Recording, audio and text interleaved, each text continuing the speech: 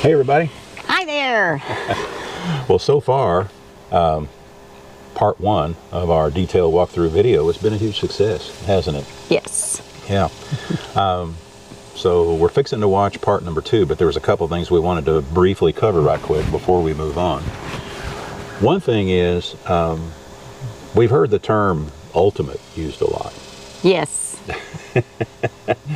And one thing we want to say is we will never use the term ultimate, whether in printed form or verbally expressing it when it comes to walkthrough videos. And the reason why, dear?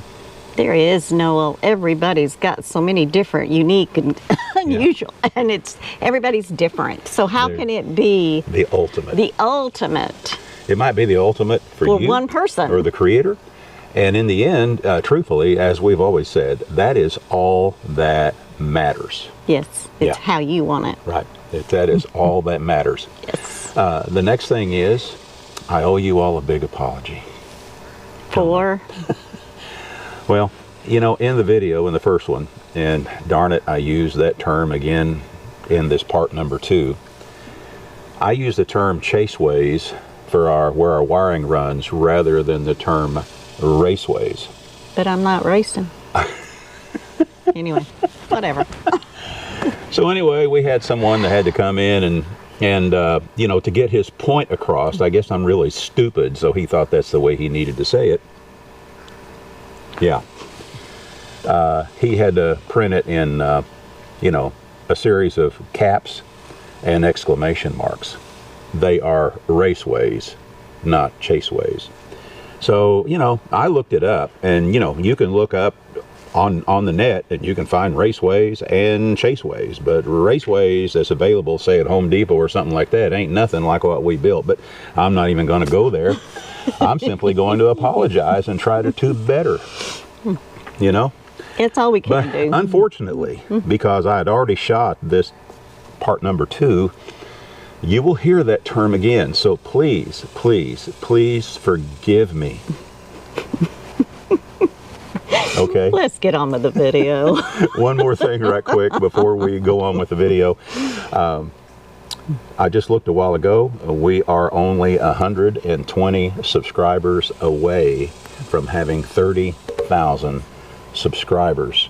And our goal has been to reach 30,000 by the time we get to the Tiny House Adventures Rendezvous in Pickensville, Alabama in mid-October. Now maybe we might want to move our goal up. Don't know. Well, you always want to set your goal within reach. Oh, yeah. So anyway, if you haven't subscribed, folks, there's going to be a lot of content from this point forward. Then there's a whole lot of content, you know, before we got to this point of other walkthrough videos. You might find something you can use and all this other content.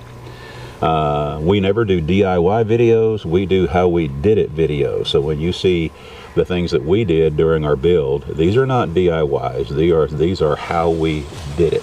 Okay? Anyway, on with part number two. Okay. Welcome to my kitchen. Yeah, I was going to say, at the risk of sounding like a typical That's all right. Elderly male, I'm going to let Deb tell you about the kitchen. As we said before, we are total electric, and so I use an induction cooktop, a George Foreman grill, my crock pot, my toaster oven, just now got an air fryer. These are all things that I use to produce meals. When we're traveling, we have bungee cords that we attach to the D-rings and put everything like that. These things I pack up because they're delicate items and I don't want them broke. So I pack those up, and yes, it's a pain every time, but it's important to me, so I do it. What we did for our Revis shelves, which we've got Revis shelves, I've got a double stack here, double stack here, double stack here, and a single here because of the plumbing for the sink. We got to thinking, how are we going to fix those when we're traveling down the road? And Bill cut these, and they're out of PVC board. which we thought's kind of cool. And then we found these at Amazon. They're actually for bunk bed ladder racks. I'll get a better shot of that right there. Yeah, but it works perfect to keep these from coming open as we're bouncing down the road. So that worked for that. The same thing over there. And the same thing here. Right. And then here we put a hook here and a hook back here for a bungee cord to keep the drawers in place. And when you're running a bungee cord for that, you intertwine them. Yeah, through the hair. Right. Just like I intertwine one through here to keep those from bouncing off. Right. So that's how we keep that secure when we're going down the road. So tell them a little bit more about the D-rings on the appliances. Okay, I've got a D-ring back here, which I loop a bungee through this door because it could open. I've got one back here behind my peacock. And then I loop one across this way to keep that. I have bungee cords here to strap the fridge. On either side. Well, yeah, I have D-rings that I hook a bungee cord Let me to. show you. There's that one D-ring hidden back there. Right. And then I have another one over here. And then I have a set down below here Right, and a they're set hidden. down below. So the refrigerator is secure. And that, well, that doesn't In really... addition to, Yeah, but let me talk about the fridge a little bit more. That doesn't really secure the fridge. Well, it keeps per the doors se. from opening. Exactly, keeps the doors from opening. right. Can I talk about how we Yes, did mount the absolutely. refrigerator? Because a lot of people always ask about how we actually mounted the fridge. Now, when you look, let me move this over here. When you look at this shelf that we have here on top, right here, this piece of trim is covering the floor of this shelf, but also below that floor is another 3/4 inch thick board that is actually glued with construction adhesive. What's that construction adhesive we use? Gorilla Glue. Gorilla Glue construction adhesive, which will glue anything to anything. But what we did, we cut a board, as large as the floor of this, that's underneath this, and we actually glued it with Gorilla Glue construction adhesive to the top of the fridge right here. And we weighted it down real well. You also want to clean it real good first with like denatured alcohol or something before you do this, just to make sure there's no dust. But then we spread the glue on the board, stuck it to that, and then we weighted it down overnight. And once that's done, you could not budge that board at all. Then we built the shelf that fits over the top of it. And then what we did, when we had the refrigerator exactly where we wanted it, I built this shelf that slides in on top. Then I ran screws through the floor into this board. And in addition to that, I ran screws through the side into the uprights that are on either side of the fridge right here. If we ever needed to remove this refrigerator, all we really need to do is unscrew these side pieces right here, and then this whole thing would slide out as one unit, including the shelf. The shelf would come out as one unit. Now, if I really wanted to get technical, I could go ahead and pop this trim off here. And if I remember correctly, Deb stuck that trim on with They're little dots. little double Velcro stick dots, not Velcro. Oh, they were double sticky dots, so yeah, Yeah. we could just pop that off, and then we could unscrew from there and just slide the fridge out, and leave the shelf in. But anyway, that's how the refrigerator is secured, and it does not budge. These uprights that are built here, what you can't see is the refrigerator is setting out from the wall about 2 or 3 inches, and then of course you got the depth of the V, which makes it even deeper. So behind the fridge is also where the refrigeration lines and everything are coming up into the inside unit of the mini split here.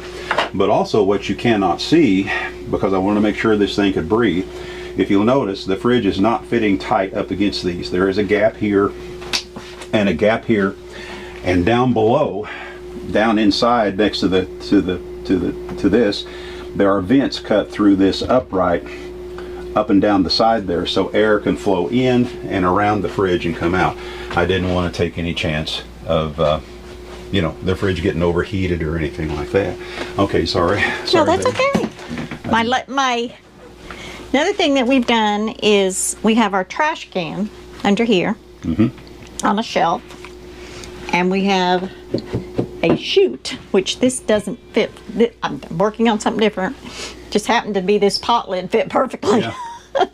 But we have a trash chute right here, and we can put our trash in there, and then that's closed back up. Right, and that trash chute is a stainless steel Yes. trash chute that we got from Amazon. Got it from Amazon. Like I use in commercial kitchens and things like that. Right. So I really, really like that. We had one of those in the red trailer, and we were determined to have one in this trailer.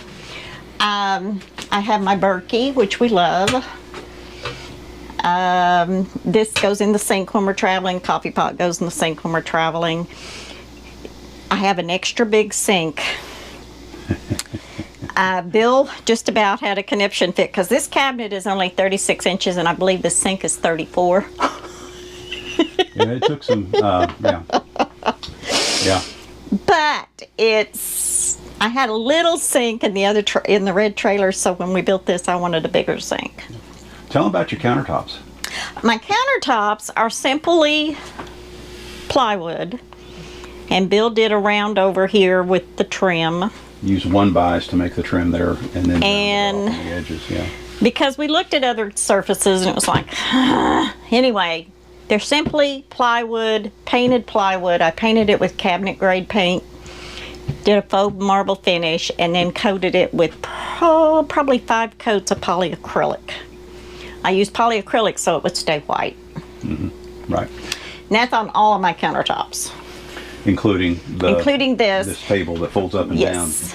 And most of the time we leave it up. We only fold it down when we're traveling, so we may do something different over there. We haven't made that determination yet. We're figuring out what we want to do here. We're going to have some kind of a shelf system here, but it's probably going to be a shelf system to make it simpler for me to practice my music and stuff like that in here is what and to help in recording audio, overdubbing over videos and things like that. So this particular area is going to serve 2 or 3 purposes right here. Right. And then my little office areas over here, I'm doing something different over here. Mm-hmm. Been looking and planning, and it wasn't a priority. Tell them about your floor. All right, the floor.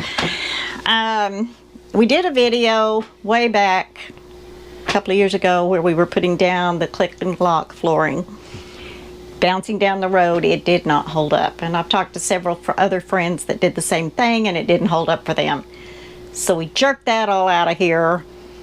We painted this.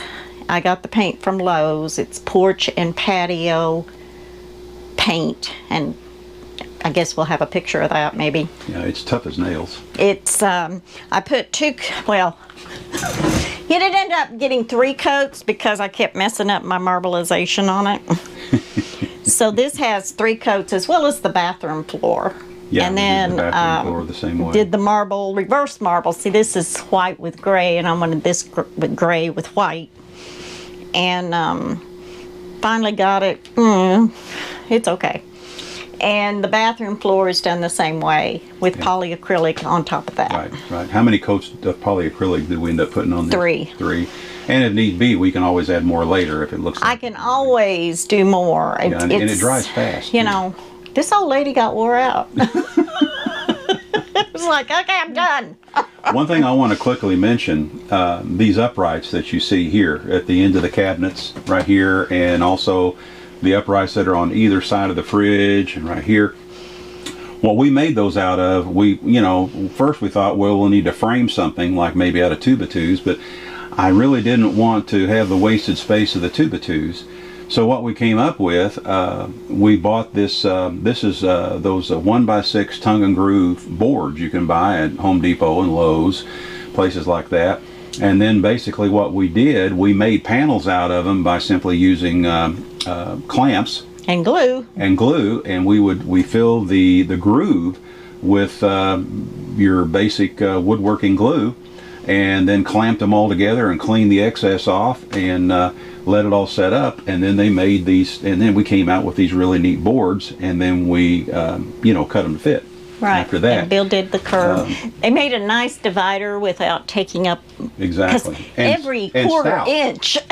And so we saved weight, and they're stout. They support the end of these shelves. Every quarter inch is important in a build this size. Yeah. And so we try to think that through. Sometimes it's like, okay, we can't help that. That is what it is. Anything else you want to talk about before we move on? I think we've moved everything in the kitchen. Okay. we'll move on to the bedroom area and the TV and stuff like that. Let's see, so we've been in the kitchen and we've been in the practice studio room, and now we're moving to the bedroom. Yeah, we'll be right back. Okay, now on to the bedroom. Yes, now we're moving to the bedroom. In the bedroom, we have our queen-size bed. It was important to us. It's a real queen. It's a real queen. Full, 80 inches long. We had talked about making it shorter, but Bill is 6'3", and because we could have cut some off of this and made an RV queen, which is 6 inches shorter. But we decided that wasn't important for us because of Bill's height. He needs all that room to stretch out. So it's a real queen, 12-inch memory foam mattress. And we love our mattress. I do like my mattress. Absolutely love our mattress. Under the bed, because it's so high, you'll notice, of course. Well, it's not so high. From the floor, from the actual floor here to the top of the bed frame, 36 inches. What's 24 inches. Just 36 inches to the top of the bed. Right. From this floor, but the bed frame itself is 24 inches. And something I want to mention right quick before we move on. There's not a single 2x4 in the construction of this trailer. We wanted to try to save weight as much as possible. Yes. All of this framework here under the bed and everything is all out of 2x2s, and we framed the walls the same way that you would frame a typical wall on a house. It's got a top and bottom plate, and then it's got a secondary plate on top out of 1x2s that ties all of the walls in, which makes the frame very sturdy. That wall back there is 6 inches deep, and it's made similar to. The studs are not studs. They're made like ladders. You got a 1x2 on this side, a 1x2 on that side, with a 2x2 as the rung, if you will. And that way that wall came out very light, yet we had plenty of room to run our plumbing and our wiring and stuff like that inside that wall. Something I just wanted to mention right quick before we move on. Absolutely. Okay? Yeah. Well, here again, we tried to think of everything. Yeah, tried to keep the weight down. Under the bed, of course, we have our battery bank that we talked about, and it's a section about yay big. It has all of our battery components, and we have room in there to extend the battery if we want to. Now, how do we gain access to the we have a hinge. We did a video on that. Yeah, we did. You don't have to lift this right now, but we can literally just lift the end of this up and total access. Prop it up. Right. In this section, going back to that edge, is our freshwater tank. And yes, we sealed the floor between the water and the battery bank. Plus the batteries are in a box and they're up elevated somewhat. And we also have what you can't see because we covered them up, but we also made little dams, if you will, all the way around. And then sealed that all off and coated it so that water, if water eventually got to the battery bank, we would know we had an issue long before it ever got there. Right. So we would have water out here before we'd have water in the battery bank. Absolutely. Anyway, freshwater tank, water pump. This is our access to our water pump. It's right behind we have a switch right here, but we can look in there, we can access, we can work on it. We can see if we need to drain the tank. We got a valve down there to reach in there and drain the tank.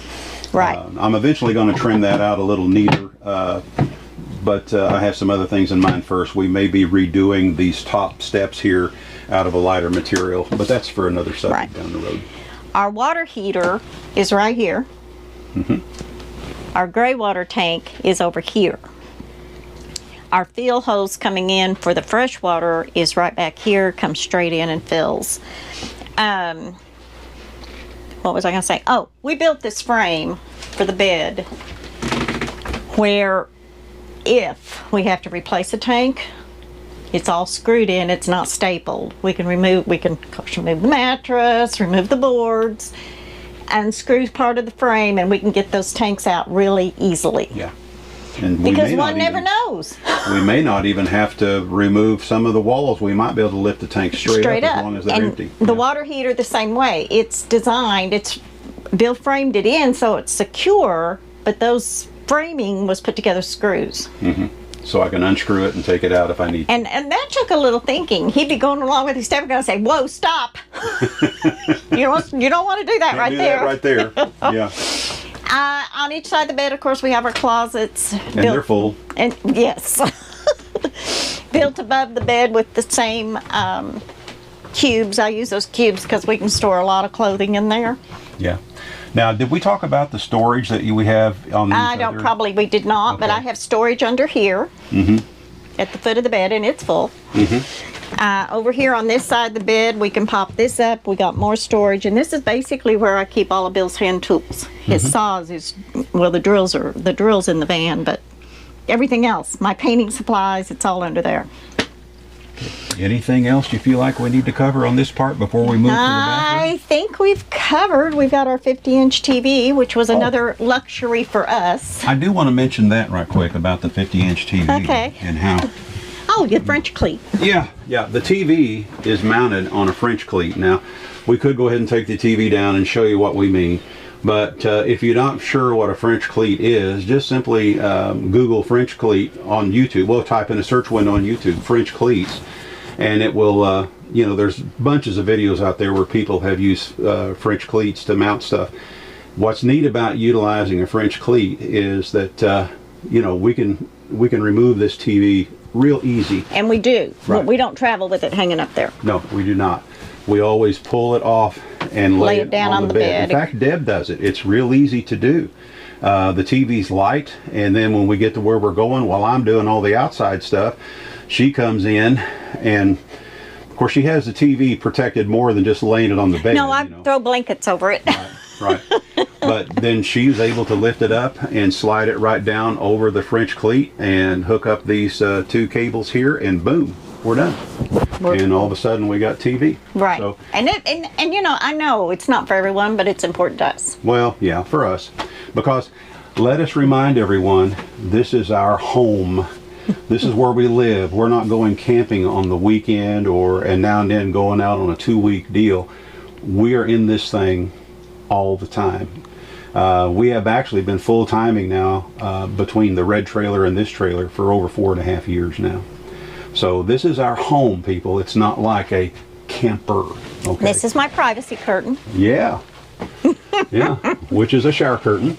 And we use this track. I got it on Amazon. We did a video on that as well, but it's real easy to put up. And I use the same thing for a shower curtain track because that way I don't have to take, if you have a tension rod, you have to pull it down while you're bouncing down the road, and this, I don't have to worry about that. We'll talk about the bathroom here in a minute. Okay, but I think that's it up here. Okay, all righty. All right, we're going to move on to the bathroom here in just a little bit. Be right back. All right. Now we're in the fourth room, the bathroom. And this is the final segment of the tour. Yeah. Our bathroom is 4 foot this away by 8 foot this away. We have a 4 foot by 3 foot shower. We got the shower pan at Lowe's. This is a regular house type shower pan. Yes. Like you'd use in a regular house. And we elevated it about 6 inches. Right. So that we could have a side drain that drains into a shower pump that we borrowed from Marvin and Mary in the marine world. Yeah. It's called a shower box. Yes. And of course we have a hatch right here so that we can lift this hatch up and service it whenever we need to, because it does have to be cleaned out periodically. Yes. You'll get hair and stuff in it and stuff like that.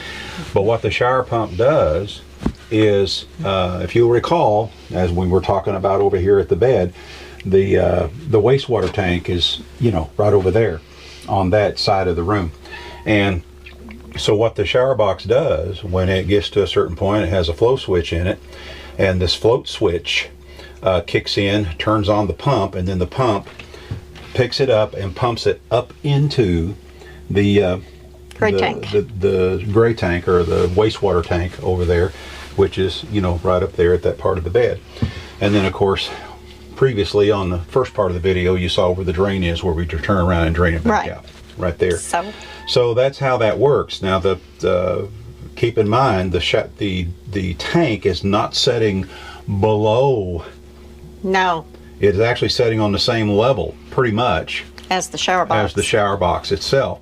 So that's why we had to utilize the shower box. You know, one time someone didn't understand when we were explaining this, and they came in and said, why do you have to make it so complicated? Just let it drain into the tank. Well, it won't, because it won't drain uphill. Water don't go uphill. Right. Among other things. Will Anyway. not flow uphill. So anyway, that's how that works. And then, of course, we use the track here for our shower curtain.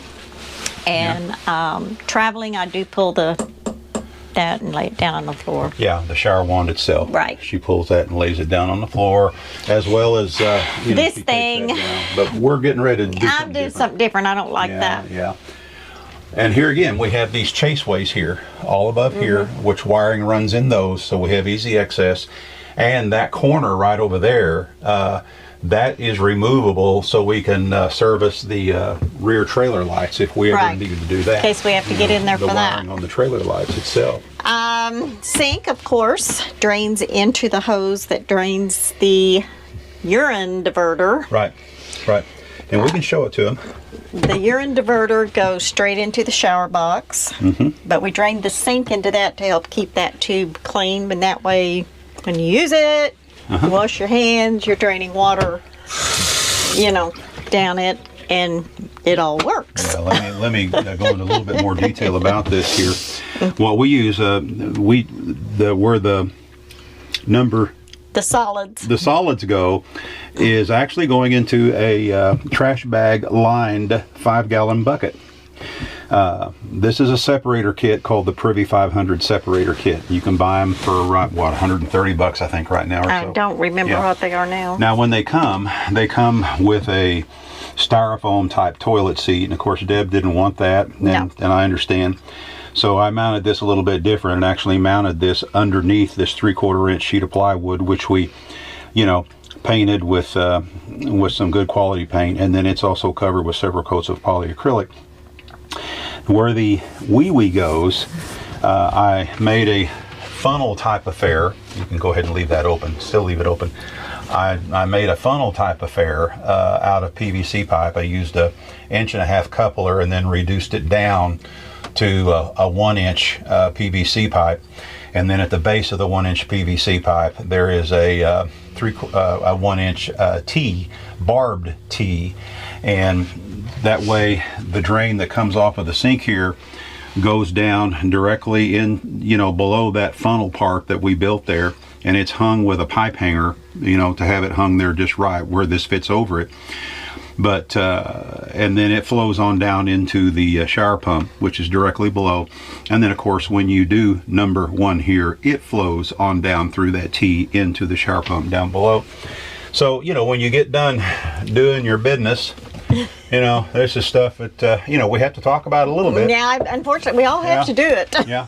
When you get done doing your business and you come up over here and wash your hands, the mere act of washing your hands is flushing out that drain hose that has drained the wee off into the shower pump. It's also kicking in just enough extra water into that to activate the float switch, which in turn pumps it all up into the wastewater tank, which is over there underneath the bed. Easy pleasy. Yeah. Simple. Simple. Ain't Simple. Yes. And of course, this is all built the way we did all of them. It's a hollow shelf so that we could run our wiring. I've had some people want to know where Delilah's litter box is. It's down here. She has her own curtain for privacy. Yes, she has her own privacy curtain. Yeah. She's wondering, well, okay, what are you talking about? What do we use for compost? I guess we should discuss that. Yeah. What we use for the compost material are these pine pellets that you get at Tractor Supply. It's called horse bedding, but they are highly, can I say highly enough? Highly absorbent. Very absorbent. Once you do your business, you cover it completely with these pellets, and what these pellets do is they draw the moisture out of it, and also the odor goes away. Odor goes away. I use the same pellets in Delilah's litter box. Right. And I just simply changed the litter box when I changed the human litter box. Yeah. And that way we don't have any odor. Right. And we go through about 1 bag every 3 weeks or so, I would say. More or less. Yeah, and they cost around $6 a bag. And that depends upon human usage. Yeah, it all depends on, What's going on in life? And one thing that I am kind of proud of too, Yes. we didn't want to use the flange that came with the Max Air fan. I'm trying to show you this at an angle because we need to take this Yeah, it needs to be off cleaned. and clean it. But I framed this out, you know, which has a lot of 45-degree cuts on it and everything. Had to really work at this to get this all framed out just right the way I want it.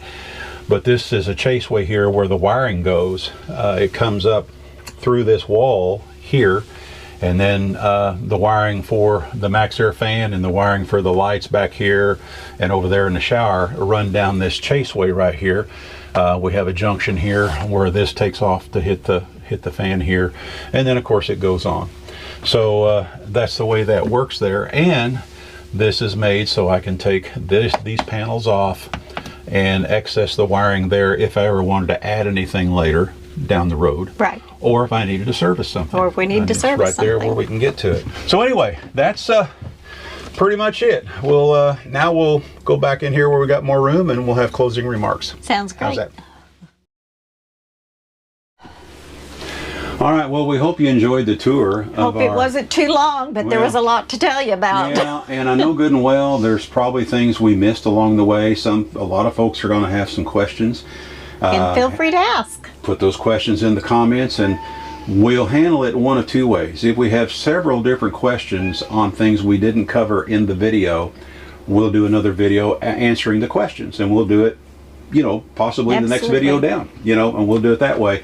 That way all those questions will be answered. But if we just have one or two questions, you know, that we could easily just simply answer in the comments, we'll address them that way. Can we do a thank you list? Well, there's so many names to mention. That's what I just want to say. Yeah. To everyone that has let us stay at your property and build on our trailer, to helping us with things. So many things too numerous to mention. Putting windows in the mini split, welding our scissor jacks, doing our bike rack hitch. Yeah. I mean, the list just goes on and on and on and on. And we've had so many people reach out with encouragement too. Oh, yeah, absolutely. Which this has been a progress. If you've never remodeled a house and while living in it, it's been a process. Yeah. Yeah, I was looking through some of the old photos, you know, and how we were actually and didn't realize exactly what little we started with when we were actually living in it. Yes. You know. Yes. And, so and you know, to get to this point. There have even been people that brought meals to me. Yeah. Because they knew I had no way of, anyway, it's pretty awesome, and we appreciate it. But we have so many people that to thank, you know, that helped us along the way. Beginning with the folks that originally bought our red trailer. They let us live in the red trailer for that first month. While we were building this one. Building on this one to get to the point that we could move on, you know. Exactly. And the Corps of Engineers that let us park while we were parked there. Right, and they said, sure, you can work on it during your off hours. Yeah. So when we were park attendants, you know, we worked on it while we were park attendants. And so there's so many people that we appreciate so much along the way that helped us get to where we are today. And you know, how do you feel about the house, dear? Oh, I absolutely love it. And I mean, to be honest, we lay here in bed in the mornings and we look over here and we say, wow, can you believe we built this? We do that almost every morning. Yeah, almost every morning. That's what we do, because we just feel so fortunate to have ended up with what we ended up with, you know. And it took a while to get here. We know that. We know, you know, what it took to get here and everything, and we learned a lot from our first build, so it would help us do this build. Yes. You know, a lot of things that we learned from there, which we incorporated in this one, and also so many walkthrough videos that we do on other folks. Oh yes, they give you wonderful ideas. We got so many ideas from these, you know, while we're in the process of building this one. So we have those people to thank as well. Absolutely. Yeah. So anyway, for now we're going to go ahead and shut her down. Here again, I hope you enjoyed the tour. If you have questions, be sure and put them in the comments. If we get enough questions that are that require different kinds of answers, we'll just go ahead and do a quick video and answer them one by one in the next video. So we'll see how it goes. We're going to let you go for now, folks. This is Bill and Deb with I Ride Tiny House Adventures, and we, more than any other time, maybe you'll truly understand what we say, what we mean when we say we're not camping. We are living. You all get out there and do some living, and we'll see you again soon. Bye-bye. Bye-bye.